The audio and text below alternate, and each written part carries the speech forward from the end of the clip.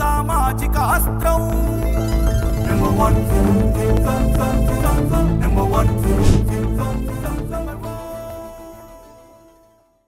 నమస్తే, welcome to number 1 news. నేను హాసిని. కూటమి ప్రభుత్వం వచ్చిన తరువాత కాపులపై అనేక రకాలుగా దాడులు జరుగుతున్నాయని కాపు నాయకులు ఆవేదన వ్యక్తం చేశారు.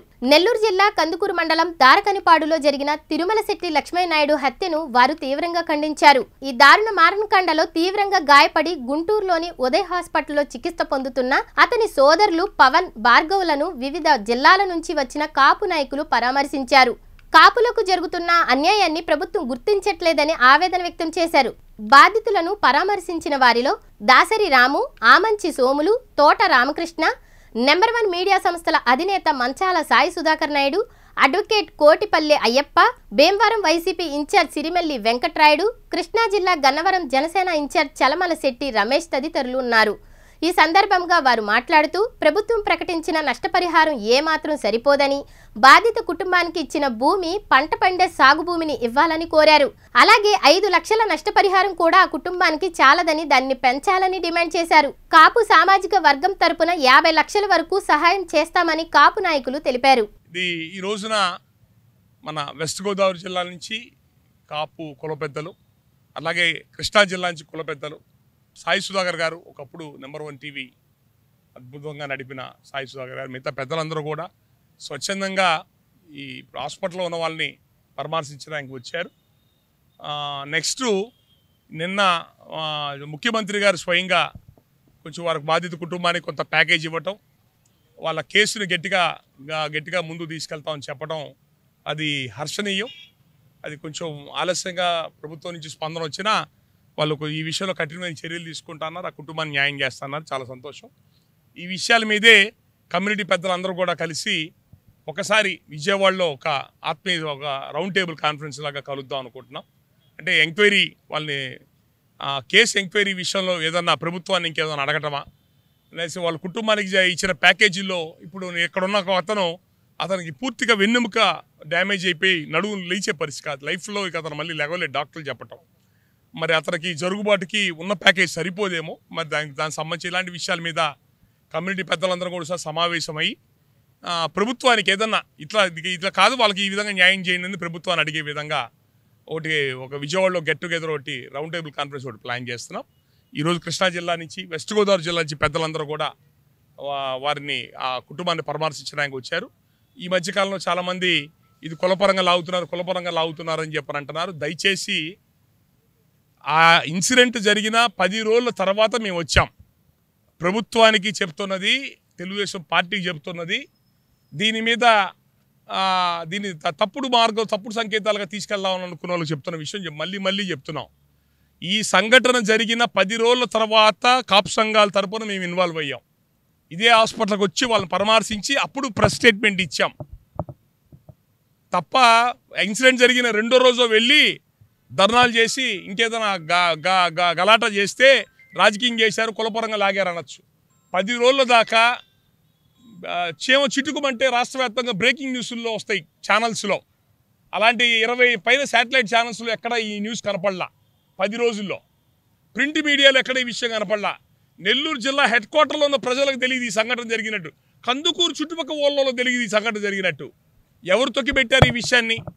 మేము వచ్చి ఇక్కడ 10 రోజుల తర్వాత మేము వచ్చి స్టేట్మెంట్ ఇచ్చిన తర్వాత 12 రోజులకో 15 రోజులకో లోకల్ ఎమ్మెల్యే, పక్క ఊరిలో ఉండే లోకల్ ఎమ్మెల్యే అప్పుడు 3 శుభకార్యాల్లో పాల్గొన్నాడు 10 రోజుల్లో. ఆయన 12 రోజులు 14 రోజుల తర్వాత వాళ్ళ ఇంటికి వెళ్ళాడు ఎమ్మెల్యే. అంటే ఏ శక్తి ఆపింది ఎమ్మెల్యేని?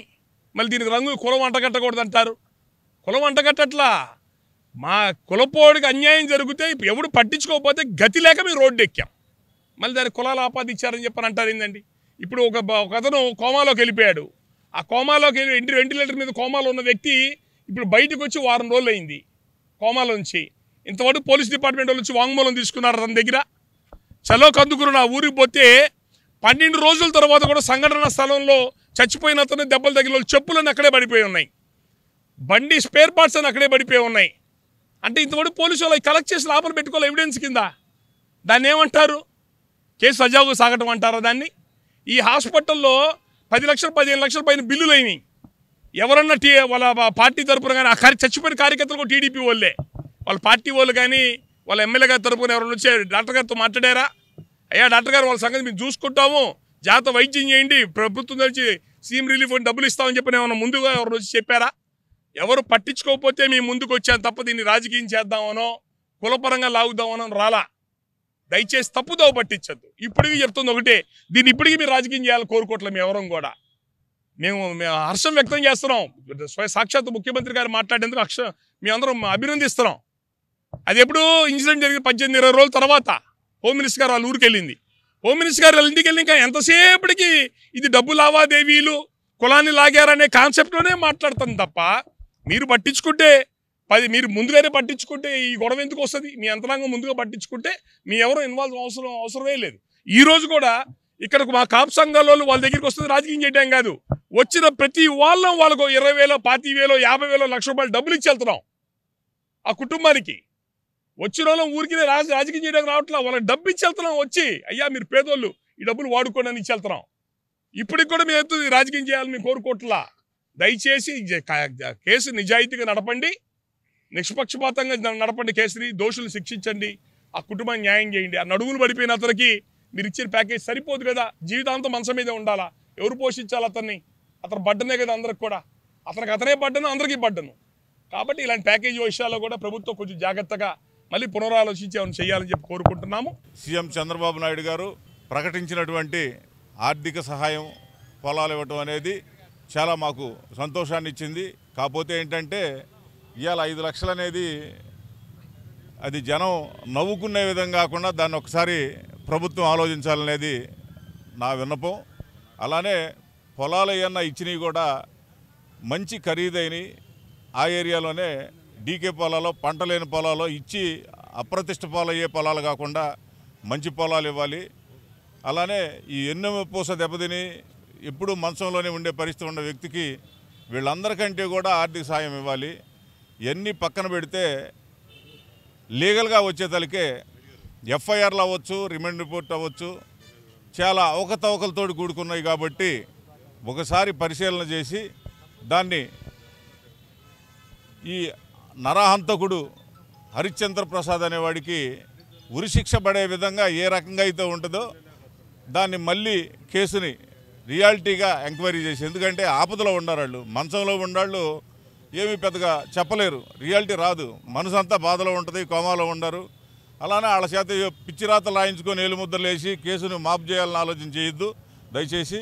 ఎందుకంటే మేము లీగల్గా కూడా 2-3 లాయర్లని మాట్లాడుకున్నాం. ఇది అవసరమైతే సిబిసిఐడి ద్వారా ఎంక్వైరీ చేసి ఆ హంతకుడిని శిక్షించే విధంగా రాష్ట్ర స్థాయిలో ఇవాళ కూటమి ప్రభుత్వంలో ఒక శభాష్ అయిన పని చేశారు, గొప్ప పని చేశారనే విధానం తీసుకొస్తే మేమందరం సంతోషిస్తాం. అలానే ఈరోజు ఇక్కడికి వచ్చిన గౌరవ పెద్దలంతా కూడా రాష్ట్ర వ్యాప్తంగా రేపు శుక్రవారం కానీ శనివారం కానీ ఒక రౌండ్ టేబుల్ సమావేశం ఏర్పాటు చేసి బాధిత కుటుంబాలకి ఆర్థికంగా, అంటే మీరిచ్చిన ఆర్థికమైన విధానం చూసి సిగ్గుపడి రాష్ట్ర వ్యాప్తంగా, అంటే మా జిల్లాల్లో అయితే ఒక 10 లక్షలు ఈ అందరం కలిసాం కాబట్టి ఆ బాధిత కుటుంబాలకి ఒక 50 లక్షలకు తగ్గకుండా అందరి మీద వేసుకొని ఆ కుటుంబాన్ని ఆదుకోవాలన్న ఆలోచనతో రేపు శుక్ర శనివారాల్లో విజయవాడలో అందరూ పెద్దల్ని కలిసి ఒక రౌండ్ టేబుల్ సమావేశం, అలానే ఈ కేసును గురించి కూడా కొన్ని ముఖ్యమైన విషయాలు మాట్లాడాలని ఆలోచనతో ఉన్నాం. ఈ కేసు మొదటి నుంచి కూడా పోలీసులు చాలా నీరుగార్చారండి.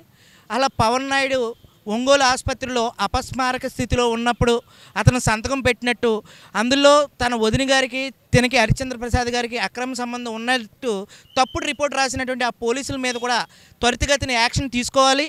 అలాగే ఈ కేసు విషయంలో ఇంతవరకు కూడా ప్రధాన ముద్దాయిలైనటువంటి వ్యక్తులు చాలామంది ఉన్నారు. కాకర్ల భాను అనే ఒక వ్యక్తి ఉన్నారు, అట్లాగే పొందూరు శ్రీను అనే ఒక వ్యక్తి ఉన్నారు, కాసుమాని నరసింహారావు అనే ఒక వ్యక్తి ఉన్నారు. ఇలా మొత్తం 11 మంది నిందితులు ఉన్నప్పటికీ కూడా కేవలం 2 మంది నిందితులు మాత్రమే అరెస్ట్ చేశారు. ఆ నిందితులు బయట ఉండటం వల్ల ఈ కేసులో ప్రభావితం చేసేటువంటి అంశాలు చాలా ఉన్నాయి. ఇంతవరకు కూడా సంఘటనా స్థలంలో పోలీసు వారు పరిశీలించి అక్కడ ఉన్నటువంటి నిందితుల యొక్క చెప్పులు కానీ, అలాగే సంఘటనా స్థలంలో ఎంత దూరంలో పడ్డారు కానీ, సీన్ ఆఫ్ అఫెన్స్ కానీ, రఫ్ స్కెచ్ కానీ ఏమీ కూడా పరిశీలించలేదు. పూర్తి స్థాయిలో నిందితుడికి అనుకూలంగా ప్రజా వ్యతిరేకత రాకుండా కేవలం 2 నిందితులను అరెస్ట్ చేసి కేసుని తప్పుదారి పట్టించారు. కేసులో ఉన్నటువంటి ఏ అంశానికి సంబంధించినటువంటి విషయాలు కానీ, ఆ గ్రామంలో ఉన్నటువంటి ప్రత్యక్ష సాక్షులు చెప్తున్న విషయాలు కానీ, అందులో పేర్కొన్నటువంటి మరొక విషయం ఏంటంటే, యాక్సిడెంట్ అయినప్పుడు రోడ్డు మార్జిన్లో పడ్డారని చెప్పి పోలీసు వారు తమ రిపోర్ట్లో పేర్కొన్నారండి. యాక్సిడెంట్ అయినప్పుడు మీరు అందరూ వీడియోలు చూశారు ఈరోజు సామాజిక మాధ్యమాల్లో. కానీ కేసు విషయంలో ఎక్కడ పడ్డారు? పొలాలకి కరెక్ట్గా 100 మీటర్ల దూరంలో పడ్డారు. భార్గవ్, పవన్ వాళ్ళిద్దరు కూడా 50 మీటర్ల దూరంలో పడ్డారు. ఈ హత్య అనేది కేవలం ఫార్చ్యూనర్ తోటి గుద్దితే చనిపోలేదు. ఈ హరిశ్చంద్ర ప్రసాద్ యొక్క తండ్రి మాధవరావు ఎవరైతే ఉన్నారో అతను ట్రాక్టర్కి పనిచేసేటువంటి ఒక రాడ్డుతో తన తల మీద మోది పీకి మీద కాలేసి తొక్కి చంపారండి. ఆ కాలేసి తొక్కిని చంపిన చోట కూడా మాధవరావు గారి చెప్పు ఇప్పటికీ అక్కడికే ఉంది. ఆ చెప్పు మీద రక్తపు మరకలు కూడా ఉన్నాయి. ఇప్పటికీ కూడా ఆ చెప్పుని పోలీసు వారు స్వాధీనం చేసుకోలేదండి. ఇలాగా కేసుకు పనికి వచ్చేటువంటి మెటీరియల్స్ని ఎక్కడికక్కడ కుదిలేసి కేవలం ఫాస్ట్ ట్రాక్ కోర్టులో పెడతా అన్నారు. త్వరితగతిన ఏజీపీని నియమించి కేసుని పూర్తి చేస్తా అన్నారు. అసలు పూర్తి స్థాయిలో ఎవిడెన్స్ లేకుండా, సాక్ష్యాలు లేకుండా కేసుని ఏ విధంగా ప్రభుత్వం వారు టేకప్ చేస్తారనేది విస్మయం కలిగిస్తుందండి. కేవలం కంటి తుడుపుచారిగా ఆ నిందితులకి శిక్ష పడుతుందని చెప్పడం కాదు, ఆ కేసులో ఉన్నటువంటి ప్రతి విషయాన్ని కూడా పూర్తి స్థాయిలో ఒక దర్యాప్తు నివేదిక ఇంతవరకు చేయలేదు. ఇవాళ ఇంకో విషయం ఏంటంటే, హోంమంత్రి గారు వెళ్ళిన రోజున మాత్రమే నిందితులకి ఎఫ్ఐఆర్ కాపీ ఇవ్వటం అంటే సభ్య సమాజం పోలీసు వ్యవస్థ పట్ల తలదించుకునేటట్టు ఉందండి. ఇటువంటి వ్యవహారాలు ఎవరైనా చేయొచ్చుమా? ఆల్రెడీ ఒక ఎమ్మెల్యే గారు పరామర్శించారు. రాష్ట్ర వ్యాప్తంగా ఇంత పెద్ద ఎత్తున వచ్చినటువంటి ఈ కేసులో బాధితులకి ఎఫ్ఐఆర్ అదే రోజు నమోదు చేసిన రోజున ఇవ్వకుండా హోంమంత్రి గారు వచ్చిన రోజున ఇవ్వటం వెనక ఆంతర్యం ఏంటి?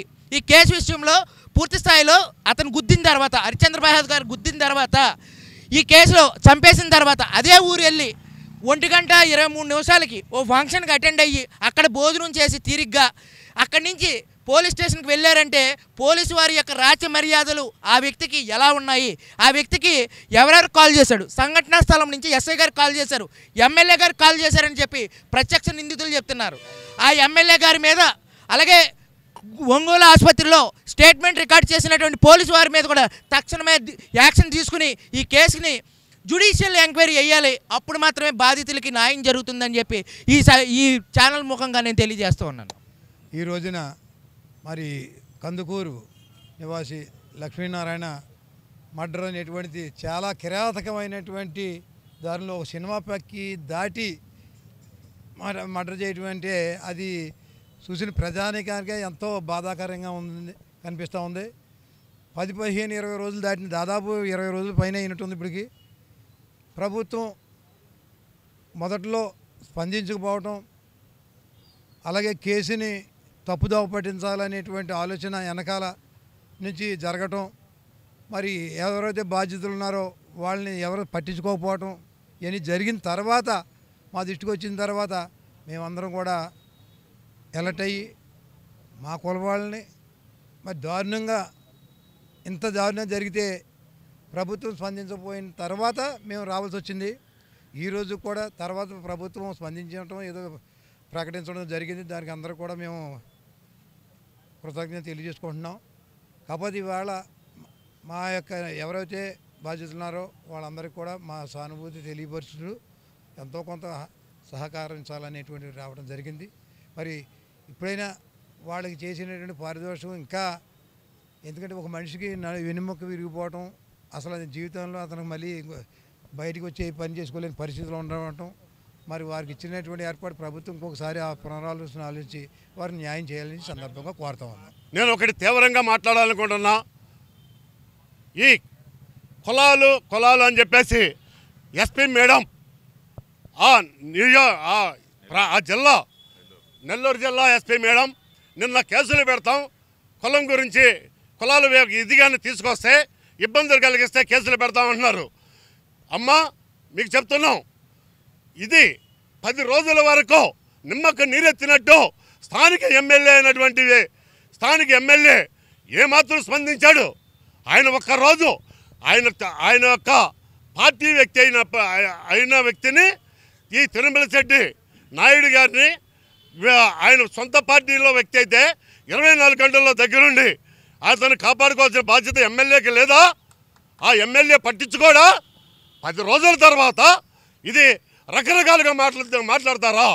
ఖబర్దార్ ఎమ్మెల్యే గారు, మీరు చాలా ప్రవర్తన మీ టీవీలో 10 రోజుల తర్వాత వచ్చి మీరు వేరే విధంగా నిమ్మకు నీరెత్తినట్టు మాట్లాడుతున్నారు, కానీ మనస్ఫూర్తిగా మాట్లాడుతున్నా. అంటే మీ అంతరంగంలో ప్రతి ఒక్కళ్ళు గమనిస్తున్నాం. ఇది కులంగానే తీసుకొస్తున్నారు.